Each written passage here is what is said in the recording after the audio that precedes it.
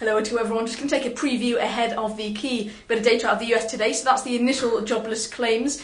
So current consensus for that is 370,000, so just slightly below the previous reading that came in at 374,000, and the range low today of 355. High estimate of 395. And notoriously, July is quite a difficult month to predict, so we quite often see out of line readings for the initial jobless claims, and that's because quite often there's a bit of a shutdown in terms of manufacturing industry. However, some analysts noting that the auto industry may actually not be closing down quite as much as they usually do in the summer months, so we could see a bit of downside pressure in terms of the initial jobless claims today.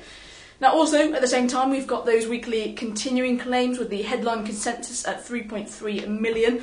And then a bit later on out of the US Treasury, we've got the 30-year note auction. So that follows yesterday's very solid 10-year auction, which should show the lowest yield on record, a very high bid to cover, much higher than the average of the last 5 auctions. And we also saw a large portion of indirect bidding, the highest that they've ever registered. So again, that's at 6 o'clock London time, midday in Chicago. Initial jobless claims coming out at 1:30 London time, so that's 7:30 in Chicago.